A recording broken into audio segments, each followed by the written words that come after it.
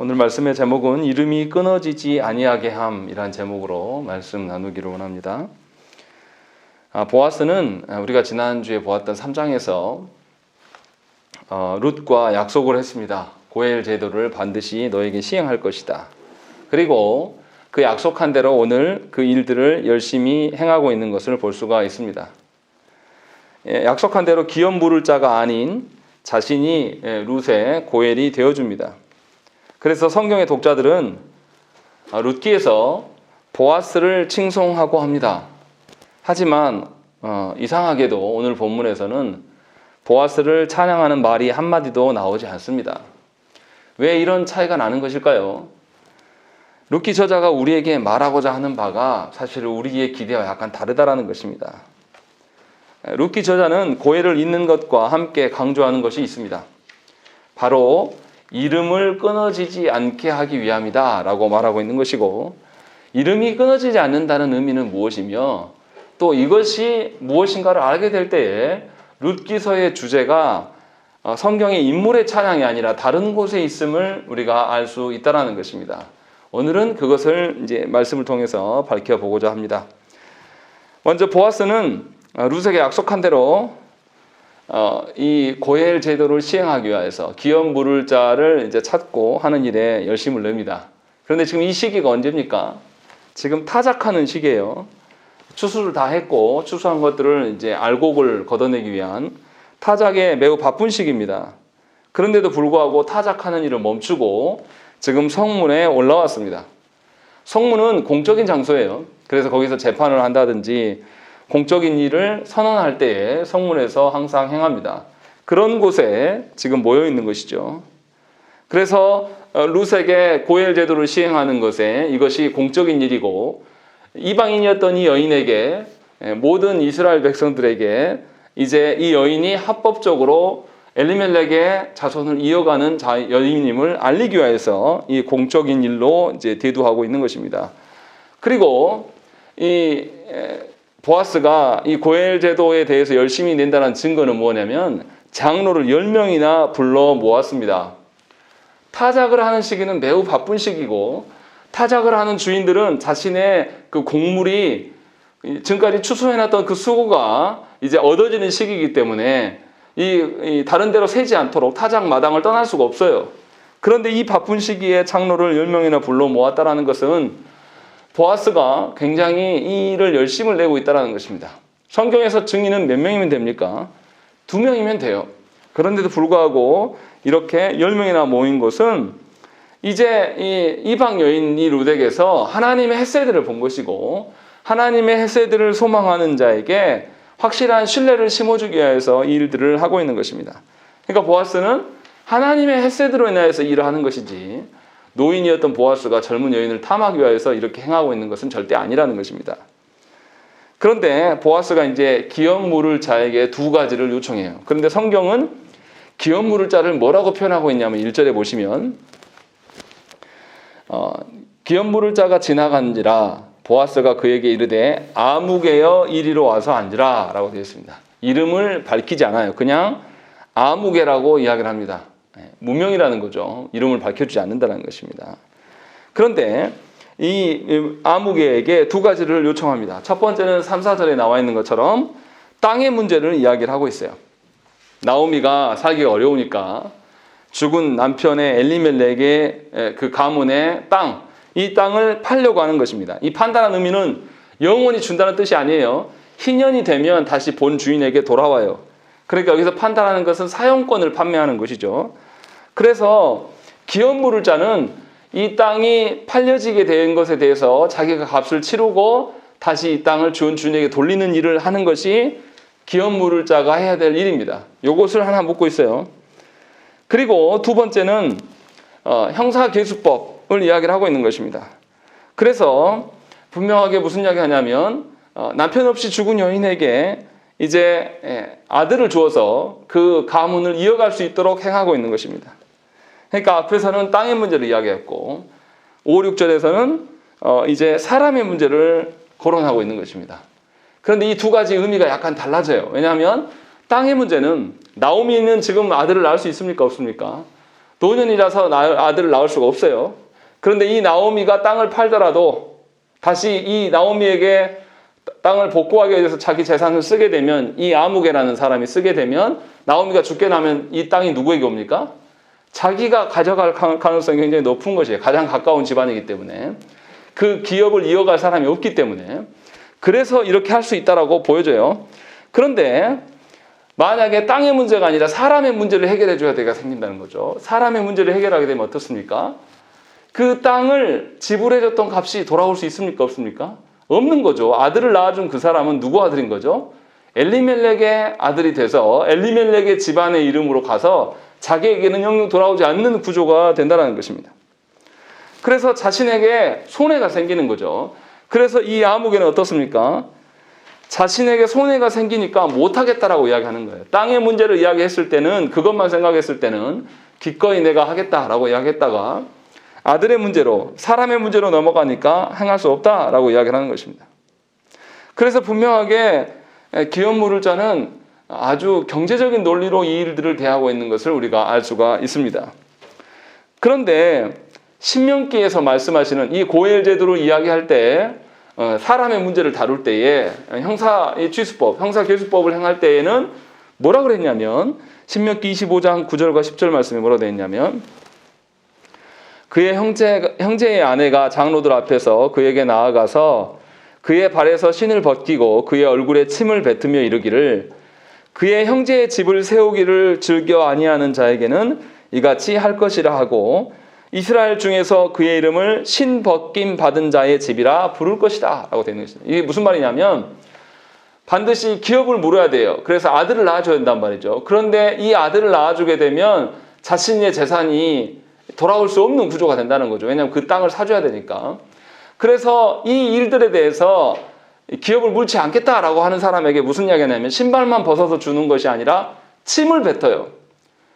너는 하나님의 제도를 무시하였고, 너는 하나님의 방식으로, 하나님의 사랑으로 이웃사랑을 행하지 않는 자이기 때문에 부끄러움을 당해야 된다라고 해서 살아가면서 평생에 너는 신벗긴 받은 자이다 라고 지칭하게 된다는 것입니다. 그러니까 하나님께서 처음에 율법을 주셨을 때의 그 방식으로라면 굉장히 부끄러운 이야기예요. 그런데 이 아무개라는 사람은 어떻습니까? 자신의 경제적인 논리로 인하여서 이 일들에 대해서 거부해요. 아주 뻔뻔하게 거부하면서도 부끄러워 여기지도 않는 것입니다. 분명히 부끄러워야 될 일이고, 자기의 집안이 이제 기업 묻는 것에서 거부한 자, 신발을 벗긴 자 하면서 대대로 비난을 당할 낙인 찍히는 일임에도 불구하고 이 사람이 이것을 개의치 않는 것입니다. 왜 이렇게 뻔뻔할 수 있습니까? 돈 때문에 그런 것이에요. 신앙생활을 해나가면서도 돈 때문에 뻔뻔한 사람들이 굉장히 많습니다. 왜냐하면 그 사람은 하나님의 위로로 사는 사람이 아니라 돈의 위로로 살기 때문에 돈 앞에서, 하나님 앞에서 뻔뻔해질 수가 있는 것입니다. 그러나 돈 앞에서는 뻔뻔해질 수가 없는 것이죠. 하나님을 위하여서는 뻔뻔할 수 있으나 돈 앞에서는 돈이 훨씬 귀중하기 때문에 그 일에 천착하는 것이 이 아무개의 본성이라는 것입니다. 반대로 아무개와 반대인이 보아스는 어떻습니까? 하나님의 고엘 제도를 매우 잘 알고 있어요. 그래서 땅 문제만 이야기하는 것이 아니라 사람을, 아들을 낳아줘야 될 문제도 다 거론하고 있는 것이죠. 그리고 이 두 가지에 대해서 다 순종의 모습을 보이고 있는 것입니다. 그런데 성경에서 보면 고엘 제도가 여러 가지 형태로 나타나는데, 땅의 문제와 사람의 문제는 사실은 하나로 보는 것이 아니라 각각으로 볼 수가 있어요. 각각으로 취급해도 괜찮습니다. 그래서 분명히 성경에서 기업 물은 것, 땅의 문제를 이야기할 때는 레위기 25장에서 이야기를 하고 있고, 아들의 문제, 자손을 낳아주는 문제, 형사취수법에 대해서, 형사계수법에 대해서 이야기할 때는 신명기 25장에서 이야기를 하고 있는 것입니다. 그래서 분명히 각각의 규정으로 다루어도 누가 뭐라 할 사람이 없어요. 그런데도 보아스는 이것을 하나로 보고 있습니다. 왜 이럴까요? 이 보아스가 지금 어떤 이유 때문에 땅과 아들을 낳아주는 문제를 하나로 보면서 이것을 다 같이 처리해야 되는 것인가를 이제 우리가 그 의미를 알아야 돼요. 창세기 2장 5절에 보면 말씀에 뭐라고 되어 있냐면, 여호와 하나님이 땅에 비를 내리지 아니하셨고 땅을 갈 사람도 없었으므로 들에는 초목이 아직 없었고 밭에는 채소가 나지 아니하였으며 라고 되어 있습니다. 무슨 말입니까? 하나님께서 땅을 예비하셨고 땅을 경작하여서 모든 동식물들이 자기 역할을 행할 수 있게 하는 그 경작하는 자가 누구냐면 사람이라고 이야기를 하고 있는 것입니다. 그래서 창조의 질서대로 그 땅이 원래 기능을 하기 위해서는 땅만 준비되어 있어야 되는 것이 아니라 반드시 하나님의 사람이 있어야 됨을 이야기를 하고 있는 거예요. 보아스가 이것을 잘 알고 있었다는 것입니다. 그러니까 기업을 이어간다는 것은 그 죽은 자의 기업을 일으키기 위해서는 땅만 되돌려주는 것이 아니라 그 땅을 일궈갈 수 있는 후손이 반드시 있어야 되는 것을 분명히 알고 있었다는 것입니다. 그래야지만 온전하게 죽은 자의 기업이 이어져 가는 거예요. 죽은 자의 기업이 물러서 계속 이어가는 것입니다. 이것이 작동될 때에 실제적으로 그 자손이 계속 자손의 이름이 그 죽은 자의 이름이 이스라엘 가운데 계속 실효적으로 존재하는 것이에요. 이처럼 보아스는 하나님의 언약에 대한 아주 바른 이해가 있는 자였습니다. 그냥 율법적으로 기계적으로 하나님의 말씀 중에서 한두 가지를 지키고 나서 나 할 거 다 했다 라고 말하는 것은 유명무실한 거예요. 하나님의 언약을 그런 식으로 두는 것은 우리의 편리함과 우리의 죄성으로 인하여서 그렇게 반응을 합니다. 그래서 많은 사람들이 십계명 전부를 존귀히 여기는 것이 아니라 십계명 중에서 몇 가지를 내가 지키고 거기에서 안정을 취하려고 하는 거예요. 유대인들이 율법을 강조했던 것도 무엇이냐면 하나님을 진심으로 사랑하면 모든 영역에서 하나님의 어떠함이 드러나야 되는데 그것이 아니고 하나님 앞에서 자기의 편리한 몇 가지 방편만을 채택한 거죠. 그렇게 해서 율법적으로 바뀐 거예요. 그렇게 되면 문제가 뭐가 됐습니까? 하나님 나라의 생명과 기쁨을 누리는 것으로 사는 것이 아니라 하나님의 법도를 피하는 방식, 하나님께 진노를 받지 않는 방식으로만 산다는 것입니다. 이것은 참된 믿음이 아닙니다. 참된 신앙도 아니에요. 분명히 하나님께서 주신 말씀을 근거로 말미암아서 우리의 죄된 본성을 개혁해 나가고 하나님께서 공급하시는 것으로 누리며 생명을 유지하며 살아가야 되는 거예요. 이렇게 하는 자는 하나님으로부터 공급한 것으로 위로를 받습니다. 하나님께서 주신 것으로 말미암아서 참된 것임을 알아요. 그래서 하나님의 주신 것으로 누리고 살아가는 자는 하나님을 찬양할 수밖에 없어요. 그리고 그의 삶 전부가 하나님과 연계되어져 있는 삶이구나라는 것을 알게 된단 말이죠. 그렇지 않겠습니까?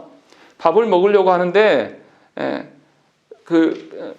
너 배고프니까 너 밥 사 먹어라 말만 한다고 해서 그 사람이 배불러지는 것이 아니지 않습니까? 그 사람에게 배고픈 사람에게는 밥을 줘야 돼요. 그리고 먹으라고 해야 되는 거예요. 그것이 참된 이웃사랑인 것이지 아무것도 없는 자에게 너 뭐하고 있냐 가서 밥 사 먹지 이렇게 말한다고 해서 이웃사랑이 되어지는 것이 아니라는 것입니다. 보아스는 이렇게 하나님 앞에서 참된 신앙이 무엇인가를 잘 알았어요. 그래서 고엘제도 죽은 자의 그 이름이 이스라엘의 언약 백성 가운데 계속 존속할 수 있는 방식이 무엇이냐라고 했을 때 땅의 회복과 그 죽은 자의 아들의 이어줌이 있어야 된다는 것을 지금 안 것이죠. 이렇게 하나님 앞에서 온전한 하나님의 그 역사가 하나님의 언약에 실효적으로 이루어지게 하는 것, 이것이 참된 믿음이라고 이야기할 수가 있는 것입니다. 그래서 보아스는 9절과 10절에서 무슨 이야기를 하냐면 두 가지 기업을 무르는 일과 형사계수법에 대해서 증인들 앞에서 완전히 확증합니다. 9절 10절에서 분명하게 내가 너희들 보는 것처럼 이 아무개는 기업을 포기했고 기업 무르는 것을 안 한다고 그랬고 내가 그 일을 할 것이다 라는 것을 다시금 공적으로 확인하는 것입니다. 보아스가 이렇게 한다고 해서 보아스의 재산이 늘어난다든지 어떤 그런 것이 있지는 않아요.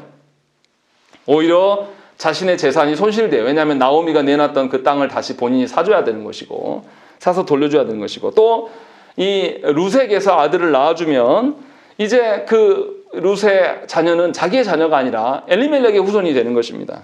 그렇게 해서 그 자기가 물려줬던 땅, 그 땅도 돌아오지가 않는다는 것입니다. 그래서 분명히 10절에서 뭐라고 밝히고 있냐면 자기가 이렇게 두 가지 고엘 제도를 시행하는 목적이 무엇이냐? 그의 이름으로 세워 그의 이름이 그의 형제중과 그곳 성문에서 끊어지지 아니하게 하기 위해서 이 일들을 하고 있다라는 것을 분명하게 밝히고 있는 것입니다. 그래서 기업 물을 자는 분명히 두 가지 모두를 실행해야 되는 것입니다. 보아스는 이것을 행하고 있어요. 그런데 본문에 나오는 아무개, 이름 없는 자는 기업을 잊지 않아요. 그냥 아무개, 이름 없는 사람으로 등장하는 것입니다. 이름이 없어요, 아예. 보아스는 명확히 이름이 계속 반복되어지고 있습니다. 보아스는 룻에게서 하나님의 헤세드, 여호와의 헤세드를 바라보는 그것을 간파했어요. 그래서 룻에게 하나님의 여호와의 헤세드가 실현되어지기를 소망했어요. 그래서 그 여호와의 헤세드가 실현되어지기 위하여서 자기의 재산을 지금 내어놓고 있는 것입니다. 반대로 아무개는 여호와의 헤세드가 중요한 것이 아니라 자신의 재산을 지키기 위하여서 하나님의 고엘 제도를 거부하고 있는 것입니다. 보아스가 이렇게 하나님의 헤세드를 위하여서 살아간다고 할지라도 사람들로부터는 굉장히 오해를 받을 수가 있어요. 왜 그렇습니까? 보아스는 룻의 아버지뻘이에요. 노인이란 말이죠. 룻은 이 젊은 여인이에요. 과부란 말이에요. 게다가 이 룻은 어떻습니까? 이방 여인이에요. 그러니까 보아스가 이방 여인을 위하여서 젊은 여자를 위하여서 무리하게 행동하게 되면 늙은 노인이 젊은 여자를 취하기 위해서 저런다라고 비방을 받을 수가 있어요. 더 큰 문제는 뭐냐면 룻에게 기업을 이어주기 위해서 그 여인을 취하여서 잠자리를 했단 말이에요. 그런데 이 보아스가 나이가 많아서 만약에 임신이 안 된다고 하면 사람들에게 욕먹을 수밖에 없는 거죠. 큰 낭패의 상황에 직면할 수밖에 없는 굉장히 위험한 상황인 거죠. 현실적으로 매우 위험한 일입니다. 그러니까 보아스는 그저 자기의 재물만 드리는 것이 아니라 자기의 명성과 자기의 쌓아온 모든 것들을 지금 걸고 이 일을 하고 있는 거예요. 하지만 보아스가 소망하는 것은 뭐냐면 하나님의 헤세드예요. 하나님의 인내하심이에요. 자신의 명성이나 자신의 싸움에 어떤 훼손이 있을지라도 하나님의 헤세드가 있으면 되는 것입니다. 그래서 하나님의 헤세드를 소망하고 있어요. 사람이 아닌 하나님에게 모든 것이 속해 있고 하나님께서 이루어질 것을 믿고 신뢰하고 있기 때문에 일을 하고 있는 것입니다. 그래서 보아스의 이름은 룻기에서만 언급되는 것이 아니라 신약 성경에서 언급되고 있는 것이고 심지어 현재 우리도 보아스의 이름을 알고 있다는 것입니다. 아까 기업을 무르지 않겠다라고 말했던 그 사람은 그냥 아무개로 나와 있어요. 누군지도 모르고 여기 본문에도 이름이 없고 우리도 누군지 몰라요. 그래서 성경에 사실 없는 것처럼 성경에서 이름이 끊어져 있는 것입니다. 그런데 보아스는 놀랍게 성경에서 이름이 끊어지지 않고 기록되어 있고 우리에게도 지금 존재하고 있어요. 이 말이 뭡니까? 본문에서도 그 사람의 이름을 밝히지 않은 사람과 보아스 이름 명확히 밝히는 것은 하나님 나라의 생명책에 이름이 있고 없고를 분명하게 보여주고 있는 것입니다. 아까 밝혔던 기업 물을 자, 그 아무개는 자신에게 주어졌던 하나님의 고엘 제도, 기업 물을 그 기회를 놓침으로써 성경에서 이름 없는 자로 등장합니다. 이는 하나님 나라와 무관한 자임을 여실히 드러내 보여주고 있는 것입니다. 경제적인 관점으로 사는 자는 하나님으로부터 위로받지 않아요. 하나님의 말씀으로 위로받지 않습니다. 그저 자기의 수입원에서 위로를 받아요. 그래서 수입이 많아지는 일에 모든 몰두를 걸고 살아갑니다. 그러나 하나님 나라의 어떠함을 하나님의 돌보심과 하나님의 헤세드를 아는 사람은 하나님으로부터 위로를 받아요. 그래서 기꺼이 하나님의 헤세드를 위하여서 자신의 재산과 자신의 명성도 내려놓을 수가 있는 자입니다. 하나님의 말씀이 나를 아프게 해도 하나님으로부터 위로를 받기 때문에 부끄럽지 않아요. 다른 사람들 앞에서 말씀의 근거로 인하여서 나의 죄악이 드러나고 밝혀져도 부끄럽지 않아요. 왜냐하면 하나님의 헤세드, 하나님이 이루실 것에 대한 확신이 있기 때문에 도리어 내 죄악이 드러나도 하나님께 회개하는 일에 힘쓰는 것이지, 하나님으로부터 위로를 받지 못하는 사람은 다른 것으로 위로를 받기 때문에 자신의 어떠함이 밝혀지거나 자신의 어떠함으로 말미암아서 자기가 우스갯거리게 되는 것은 자신의 힘으로 살아가는 사람이기 때문에 견딜 수가 없는 것입니다. 분명하게 두 사람의 양태가 갈리워지는 것입니다. 하나님이 주시는 그 말씀의 제도들, 이것들을 기뻐 여기면서 그것을 통하여서 하나님의 헤세드를 소망하는 것과 그렇지 않은 자의 삶이 어떠한 것인가를 오늘 본문에서는 분명히 명확히 밝혀주고 있는 것입니다. 그러니까 재물만을 생각하다가 하나님의 주시는 그 이웃사랑의 방편을 놓쳐버린 사람은 하나님이 아니라 세상의 어떠함으로 위로를 받고 살아가는 사람, 재물만 생각하다가 하나님의 영원한 생명을 잃어버린 사람의 본보기로 지금 등장하고 있을 뿐이지 하나님 나라의 일원으로서는 등장한 것이 아니에요. 혈통적으로는 이스라엘 사람이 맞습니다. 그러나 오늘 본문에 나오는 이방 여인인 룻보다 훨씬 더 못한 사람이에요. 그것이 오늘 본문에서 확실히 드러나고 있는 것입니다. 그래서 저와 여러분들이 하나님의 언약이 실효성 있게 우리 가정 안에 발현되기 위하여서 우리가 어떠한 것들을 포기해야 될 것인가를 생각을 해보셔야 됩니다. 보아스가 보여준 것처럼 하나님의 그 헤세드가 우리 가정과 내가 일하는 곳에서의 완전히 온전히 드러나서 온전히 하나님의 위로하심으로 말미암아 우리가 위로를 받고 살아갈 수 있는 것, 이것이 되어지기 위해서 내가 무엇을 내려놔야 될 것인가 오늘 밤에 깊이 묵상하시고 생각해 보셔야 된다는 것입니다. 그리고 하나님 앞에서 자기의 쌓아온 경력과 어떤 자기의 명예와 재물까지도 내어놨던 이 보아스를 향해서 장로들이 놀라운 어떤 기원을 보여주고 있습니다. 그것이 뭐냐면 11절과 12절 말씀이에요. 이들이 한 목소리로 보아스의 말에 증인들이 되어줄 것을 약속합니다. 그것뿐만 아니라 축복의 말을 세 가지를 언급을 하고 있어요. 첫 번째는 모압 여인인 룻에게 라헬과 레아의 복을 구하고 있습니다. 근데 오늘 본문에서 라헬과 레아를 뭐라고 설명합니까? 11절 보시면 내 집에 들어가는 여인으로 이스라엘의 집을 세운 라헬과 레아 두 사람과 같게 하시고 라고 되어 있습니다. 라헬과 레아는 야곱의 두 아내이죠. 그런데 야곱이 어떤 사람입니까? 이스라엘의 12지파의 근간을 낳은 그 사람이란 말이죠. 그래서 이 라헬과 레아가 출산함으로 말미암아서 사실 라헬과 레아에게 있었던 첩에 있는 자식들도 사실은 다 라헬과 레아의 자녀로 인정하는 것이죠. 그래서 12지파인 거죠. 그래서 이 라헬과 레아로 말미암아서 이스라엘 나라의 근간이 되었던 것이에요. 지금 놀랍게 이 이방 나라, 더군다나 모압은 이스라엘과 원수였던 나라예요. 사사기 시대에는 굉장히 이스라엘 괴롭혔던 나라인 거죠. 그런데 그 모압 여인에게 이러한 이스라엘의 근간이 되어주기를 바라는 그것을 복을 빌고 있는 것입니다. 아주 특별한 상황인 것이죠. 장로들이 이 여인이 이방 여인인 것을 몰랐던 것이 아니에요. 그런데도 놀랍게도 왜 이런 축복을 전할까요? 정말 아이러니합니다. 이따가 이것이 왜 그런 것인지 이제 우리가 알 수가 있어요. 자, 그리고 또 하나는 뭐냐면 장로들은 죽은 자를 위해서 룻에게 들어가는 보아스의 이름이 유명해져서 지속되어지기를 기원하였습니다. 원래 기업 이룰 자는 이름이 없어져야 돼요. 왜 그렇습니까? 죽은 자의 이름이 그의 후손에게 나타나기 때문에 그 사람의 자녀가 아니에요. 보아스의 자녀가 아닌 거죠. 그런데 놀랍게 오늘 본문에서는 보아스의 이름이 베들레헴에서 유명하여지기를 원한다라고 장로들이 이야기를 하고 있는 것입니다. 이것도 좀 이상해요. 왜 이렇게 알고 있는 것일까라는 거. 이상하지 않습니까? 보아스는 누구의 아들을 낳는 겁니까 지금? 엘리멜렉의 집안의 아들을 낳았기 때문에 자기 자녀가 안 되는 거죠. 그런데도 보아스의 이름이 베들레헴에서 유명해지기를 원한다라고 이야기하고 있죠. 그리고 세 번째는 장로들은 룻이 다말이 유다에게 낳아준 베레스의 집과 같게 하시기를 기원하고 있습니다. 베레스는 보아스의 조상입니다. 그 베레스의 후손들이 지금 베들레헴에 살고 있는 것입니다. 무슨 말을 하고자 하는 것이냐면 자신들이 다말에게서 존재한 사람들이에요. 다말이 누굽니까? 유다의 며느리예요.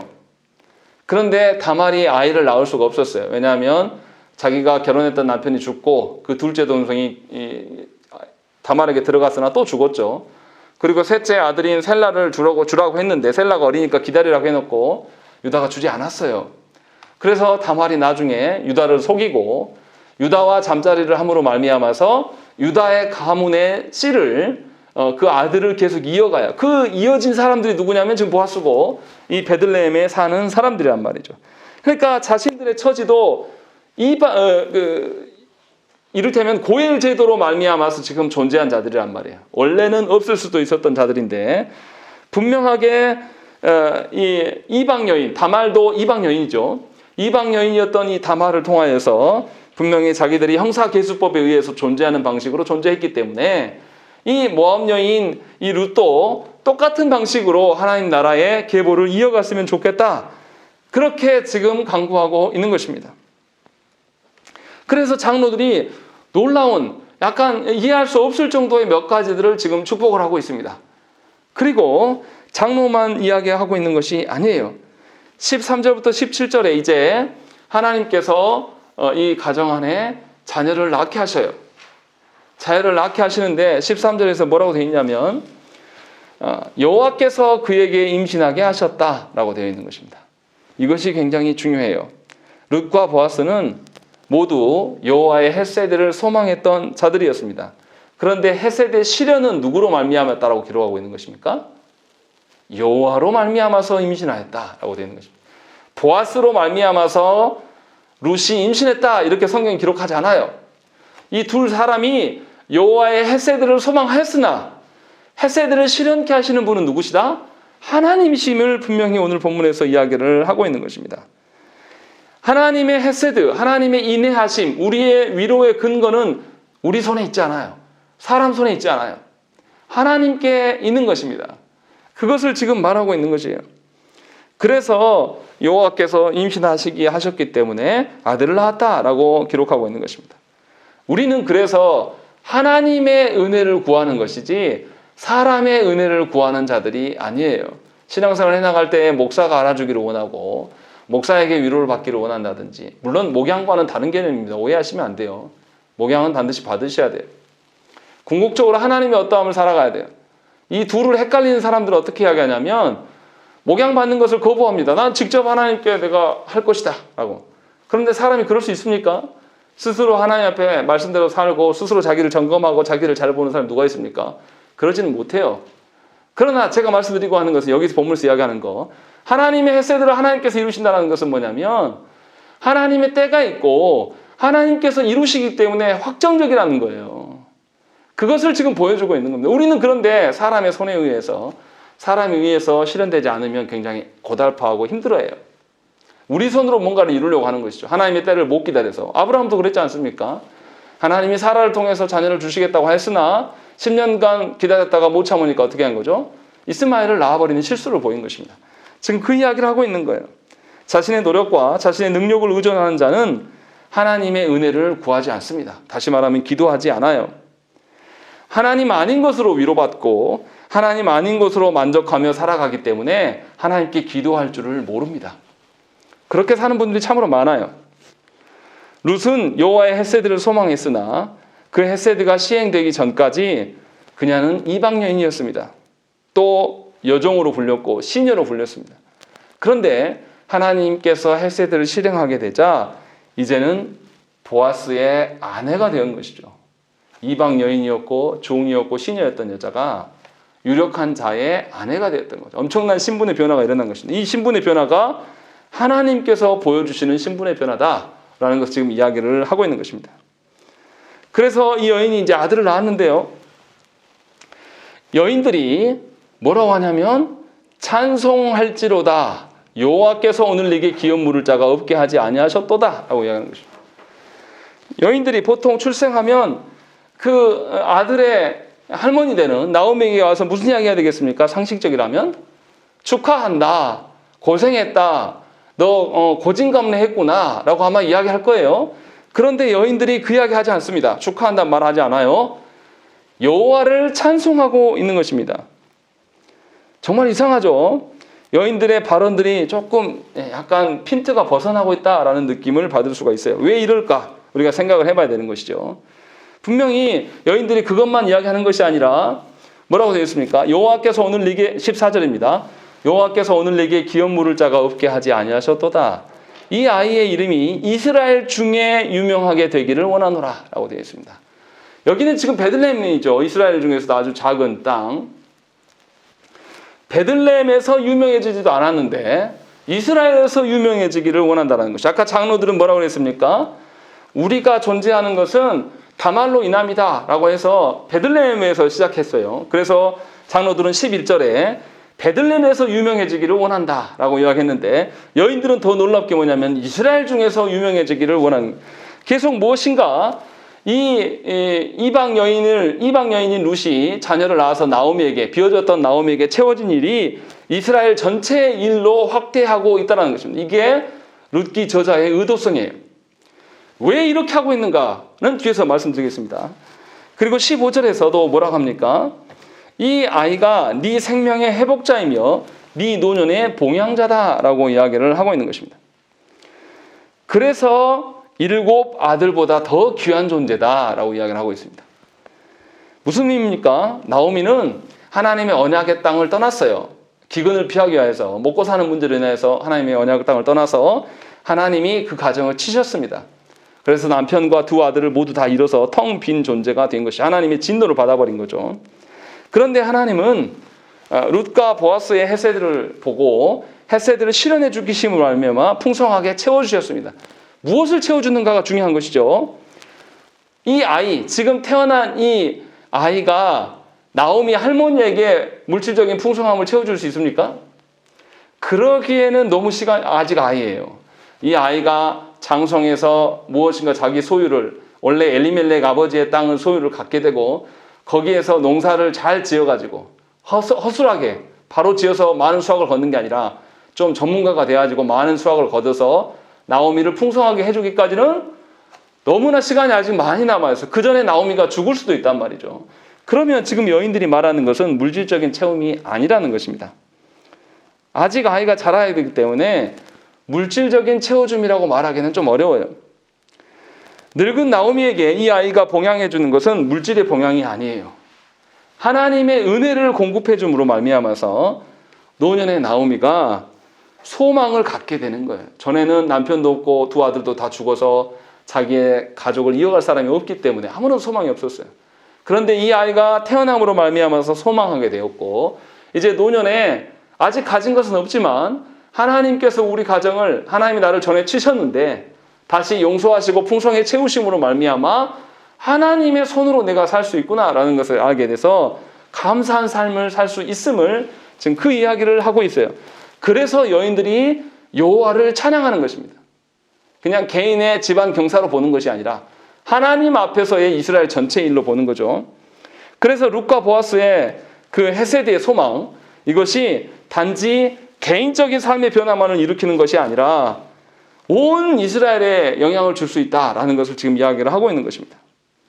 그래서 놀랍게도 이 이방 여인 룻이 하나님으로부터 공급되어지는 헤세드를 소망함으로 말미암아서 참다운 이웃사랑, 지금 룻이 아들을 낳아줌으로 말미암아서 누가 채워졌습니까? 나오미가 채워지는 참다운 고엘 제도로 말미암아 참다운 이웃사랑이 무엇인지를 지금 보여주고 있는 겁니다. 사실은 이것을 누가 보여야 되겠습니까? 하나님의 택한 백성 이스라엘들이 보냈어야 돼요. 그런데 도리어 이스라엘 백성은 하나님의 언약을 무시함으로 말미암아 텅 비어지게 되었는데, 놀랍게도 자격 없는 이방 여인을 통해서 하나님은 당신의 헤세드를 보여주고 계신다는 것입니다. 이 말이 무엇입니까? 하나님의 헤세드는 우리의 기대와 전혀 다른 거예요. 하나님의 헤세드는 우리의 짐작대로 되어지는 것이 아니라 우리가 상상할 수 없는 방식으로 우리에게 전해지는 거예요. 그래서 하나님께서 주시는 것이란 말이에요. 우리가 생각하는 방식으로 하나님 지금 우리 가정에 돈이 없고, 하나님 우리 가정에 지금 화목이 없고, 하나님 우리 가정에 건강이 없기 때문에 이런 방식이 있어야지만 우리 가정이 삽니다 라고 말하고, 재물을 위하여서, 건강을 위하여서, 세상의 관계를 위하여서, 화목을 위하여서 살아가는 자들은 하나님 아닌 것에 몰두할 수밖에 없는 것입니다. 그것이 훼손되면 다시금 침체할 거예요. 그러나 우리 하나님 헤세드로 말미암아서 사는 자들은 하나님 영원히 떠나가시지 않기 때문에 침체할 이유가 없어요. 하나님으로부터 살아갈 수밖에 없다는 것입니다. 그 점이 엄청난 차이가 있는 것입니다. 그래서 우리가 분명하게 하나님의 헤세드를 구하는 것이 얼마나 중요한 것이고, 하나님의 헤세드를 구하여 살아가는 사람은 하나님 나라에서, 베들레헴과 온 이스라엘에서 이름 있는 자로 살아가는 자예요. 그러나 하나님의 헤세드가 아닌 다른 세상의 결핍으로 살아가는 자들은 하나님 나라에서 무명한 자입니다. 하나님이 그를 모르셔요. 아무리 그가 교회 안에 있었고 직분을 가졌다 할지라도, 그가 수십 년 교회 안에 있었다 할지라도 그것은 하나님의 언약적인 복이 온전히 실현되는 실효적인 그런 효과를 누리고 산 사람이 아니에요. 그냥 껍데기만 하나님의 언약이 온전히 실효될 수 있도록 살아간 것이 아니라 하나님의 언약의 기쁨을 못 누린 채로 그냥 몸뚱이만 있으면서 내가 이것만 하면 되겠지 라고 살아가기 때문에 온전한 하나님의 헤세드를 누리지 못하는 것입니다. 분명히 보아스가 보아준 것처럼 하나님의 언약이 땅과 자녀의 문제 모두를 위하여서 자기가 다 헌신하였던 것들, 그래서 온전히 실현되었을 때에 그것이 하나님의 언약으로 드러난 것이 오늘 본문에 나타난 것이고 우리가 이것을 추구해야 되는 것입니다. 그래서 하나님께서 은혜를 베푸신 모든 방편을 우리가 사모하는 거예요. 예배가 왜 중요합니까? 왜 예배 시간을 우리가 지켜야 되고 예배 시를 존중해야 됩니까? 누가 예배를 인도하느냐가 아니라 누가 부르셨는가가 중요한 거예요. 그래서 우리가 하나님께서 주신 모든 것을 존중하는 것이에요. 그런데 하나님의 헤세드를 구하지 않는 사람은 예배를 우습게 여겨요. 별로 중요하게 여기지 않습니다. 그래서 누가 인도하느냐를 따지고 또 언제 어디서 하느냐에 따라서 자기의 불편함을 토로할 수밖에 없어요. 그러나 하나님의 헤세드를 구하는 사람은 하나님의 손에 자기를 맡길 수밖에 없는 것입니다. 이것이 오늘의 본문의 이야기라는 것입니다. 그리고 마지막에 17절에 보면 아이의 이름이 오벳이라고 나와 있습니다. 그런데 이 오벳의 뜻은 섬기다, 섬기는 자 이런 뜻이에요. 그런데 오바댜라는 그 이름 있죠, 성경에. 이 사람의 이름의 뜻은 여호와를 섬기는 자입니다. 그런데 왜 오벳이라고 지었을까요? 왜 누구를 섬기는지를 말하지 않았을까요? 이 오벳의 의미가 중의적이기 때문에 그래요.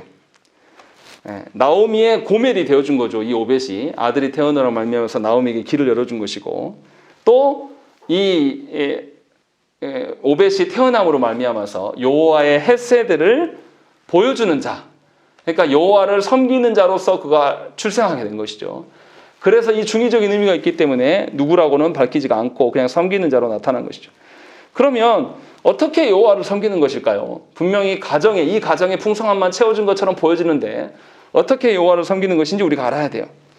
17절에 뭐라고 되어 있냐면 그의 이름을 오벳이라 하였는데 그는 다윗의 아버지인 이새의 아버지였다라고 되어 있는 것입니다. 무슨 말입니까? 이 오벳이 다윗을 이어주는, 다윗을 낳게 하는 그런 족보가 되어진다라고 설명하고 있는 것입니다. 다윗이 어떤 사람입니까? 지금 이 룻기가 쓰여질 당시는 어느 시대죠? 사사시대예요. 왕이 없어서 자기 소견에 옳은 대로 행하는 사람들이에요. 그래서 암흑기란 말이에요. 하나님 앞에서 지속성을 띠고 살아가는 것이 아니라 잠깐 힘들면 하나님을 구했다가 하나님이 그를 건져주시면 또 교만하여서 하나님의 헤세드를 버려버리고 자기 마음대로 살다가 다시 침체에 늪을 빠지고 세상에서 호적되고 있고 하나님 도와주세요 다시 간구하니까 다시 하나님이 와서 그를 건지시는 방식. 어쩌면 하나님 앞에서 지속성 없이 살아가는 신자의 모습과 똑같은 그런 사사시대의 삶을 살고 있는 이 사람들에게 사사시대를 정결케 하는 자가 누구냐면 다윗이에요. 그래서 참으로 참된 왕의 모습, 사울은 실패했던 왕의 모습이고 참된 왕의 모습, 그리하여서 영원한 하나님 나라의 영광을 이 땅에 실현하여 보여줬던 왕이 누구냐면 다윗 왕이란 말이에요. 그래서 이 오랜 시간의 사사기 암흑 시대를 종결시킨 자가 누구냐면 다윗이에요. 그래서 이스라엘 모든 사람들은 하나님 나라의 지상화된 하나님 나라에 꿈꿀 때 누구 이야기하면 다윗 왕 이야기를 누구나 다 합니다. 그래서 뭐냐면 이 놀랍게도 이방 여인이 여호와의 헤세드를 바랬고 그것이 오벳을 통하여서 드러남으로 말미암아서 다윗을 소망할 수 있게끔 만들었다. 그래서 이스라엘 백성들에게 이방 여인을 통하여서 하나님은 당신의 헤세드를 보여주신 것이고 이 다윗의 계보 가운데, 다윗의 후손 가운데 누가 오십니까? 그리스도께서 오신다는 것입니다. 그래서 이 그리스도를 향해 가고 있는 것을 우리가 보여주고 있는 것입니다. 그래서 참된 헤세드는 사람 다윗에게 있는 것이 아니라 궁극적으로 그리스도에게 있는 것입니다. 그래서 앞에서 뭐라고 그랬냐면 장로들도 여호와께서 내 집에 들어가는 여인으로 이스라엘 집은 세운 라헬과 레아 두 사람과 함께 하시고 에브라에서 유력하고 베들레헴에서 유명하게 하시기를 원한다. 그리고 여호와께서 이 젊은 여자로 말미암아 네게 상속자를 주사 내 집이 다말의 유다에서 낳아준 베레스의 집과 같게 하시기를 원하노라. 다 무슨 이야기를 하고 있느냐면 다 대를 이을 수 없었던 그 사람들에게 하나님의 은혜로 세우셨던 것들, 이 모든 것의 궁극적인 것은 다 누구를 향해 있다? 그리스도를 향해 있다라는 것을 지금 보여주고 있는 것입니다. 그래서 룻기는 주인공들인 룻과 보아스의 순종에 대해서 찬양하지 않습니다. 룻기의 마지막이 우리가 다음 주에 설교하겠지만 18절부터는 뭐가 나오냐면 족보가 나와요. 이 족보가 다윗으로 맞춰지고 있고 다윗의 족보는 그리스도를 향해 있는 것입니다. 그래서 분명하게 룻기서의 주제는 뭐냐면 사람 룻과 보아스의 신앙 이야기가 아닙니다. 참된 고엘이신 그리스도를 보여주기 위하여서 지금 이 이야기를 하고 있는 것입니다.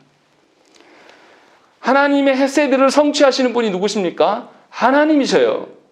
룻과 보아스가 잘해서 하나님의 헤세드가 드러난 게 아니라 룻과 보아스가 하나님의 헤세드를 소망을 했지만 하나님의 헤세드인 이 오벳을 낳게 하시는 분, 임신케 하시는 분은 하나님이시라는 것을 우리에게 알려주고 있는 것입니다. 달리 말하면 보아스의 이름을 우리가 아직도 거론할 수 있는 것은 누구 때문입니까?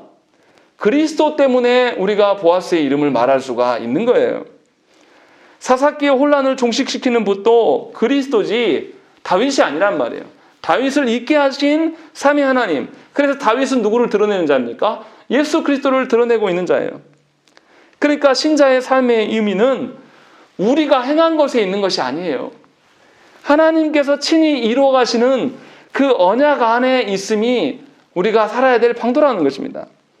그래서 룻기를 읽고 나서 사람 룻과 보아스를 생각하는 것은, 그것만 기억하는 것은 미련한 방식입니다. 마치 이정표를 보고 다 도착한 것처럼 생각하는 어리석음, 목적지가 아니라 이정표 푯말 앞에서 나는 도착했다 생각하는 것과 똑같은, 그것은 하나님 나라에 이름이 없는 자가 되는 것입니다. 그래서 분명히 사람의 모범이 아니라 하나님의 헤세드에 진정한 우리의 답이 있다.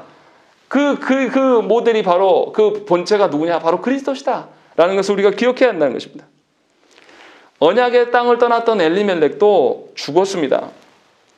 그리고 나오미는 하나님의 언약적 저주로 말미암아서 모든 것을 잃었습니다. 그리고 생명을 이어갈 수 없게 되었어요. 하지만 하나님께서는 헤세드를 소망하는 이들을 통해서 다시 나오미를 채우시고 회복해 하셨습니다. 이 모든 일의 근원은 바로 삼위 하나님, 예수 그리스도를 통해서 드러난 하나님의 헤세드라는 것입니다. 그래서 아까 언급했던 것들, 하나님 나라의 그 어떠함이 분명하게 하나님께서 세워가시는 것을 우리가 알아야 되고, 가정을 세우는 것이 무슨 일인가를 우리가 알아야 돼요. 장로들이 분명히 뭐라고 했습니까? 11절에 여호와께서 네 집에 들어가는 여인으로 이스라엘의 집을 세운 라헬과 레아 두 사람 같이, 여호와의 집을 세우는 일을 이야기를 하고 있는 것입니다. 신명기 25장 9절 말씀에 그의 형제의 아내가 장로들 앞에서 그에게 나아가서 그의 발에서 신을 벗기고 그의 얼굴에 침을 뱉으며 이르기를 그의 형제의 집을 세우기를 즐겨하지 아니하는 자에게는 이같이 할 것이다.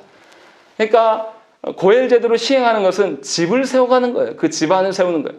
그런데 그 집을 세우는 것은 누가 하는 것이냐? 시편 127편 1절 말씀에 여호와께서 집을 세우지 아니하시면 세우는 자의 수고가 헛되며 여호와께서 성을 지키지 아니하시면 파수꾼의 깨어있음이 헛되다라고 이야기하고 있는 것입니다. 하나님께서 이 죽은 엘리멜렉의 집을 세우시지 아니하셨으면 룻의 수고와 보아스의 수고도 의미가 없는 것입니다. 하나님께서 세우셨을 때에 이것이 가능한 거예요. 그러니까 저와 여러분들이 하나님 나라에서 이름이 존재하려고 하면 하나님께 의존해야 되는 것입니다. 하나님의 어떠함 속에 우리가 살아가야 돼요. 그리고 하나님 나라에서 뿐만 아니라 지금 이 땅에서 우리가 이름 있는 자로 살아가기 위해서는, 다시 말하면 하나님의 언약적 복을, 영생을 누리면서 지금 살아가는 자는 그냥 교회 안에 머물러 있다고 해서 그것이 누려지는 것이 아니에요. 우리의 어떠함이 드러나는 것이 아니라 우리는 죽고 없어져도 그리스도의 어떠함이 드러나면 언약의 실효성이 우리에게 발현되어서 드디어 우리의 이름이 하나님 나라의 이름에 세워져 가는 것이에요. 세상에서는 우리가 무명하나 하나님 나라에서는 유명한 자로 살아가는 것이 바로 그리스도로 인함임을 저와 여러분들이 분명히 아셔야 된다는 것입니다. 그래서 하나님께서 우리가 어디에서 이름이 기록되어질 것인가를 우리에게 묻고 계시는 것이 룻기서의 말씀이에요. 계속해서 아무개가 될 것인 건지, 아니면 보아스가 엘리멜렉의 후손을 남겨줬지만 보아스의 이름이 지금까지 존재하는 것처럼 보아스는 자신의 이름이 내세우는 것이 아니라 하나님의 언약으로 말미암아 그 엘리멜렉의 가정의 이름이 남겨지기를 원했으나 하나님은 보아스의 이름을 남겨주시는 그 장로들의 복의 선언처럼 그렇게 되어지는 역사가 분명히 오늘 본문에 있었다는 것입니다. 여러분들은 무엇을 드러내기를 원하십니까? 어디에서 여러분들의 이름이 남겨지기를 소망하십니까? 하나님 나라에서 여러분들의 이름이 유명한 자로 살 것인가? 아니면 세상 속에서 유명하고 하나님 나라에서는 아무개로 살아갈 것인가를 생각해 보시고 결단하셔야 될 줄로 믿습니다. 우리 함께 기도하겠습니다.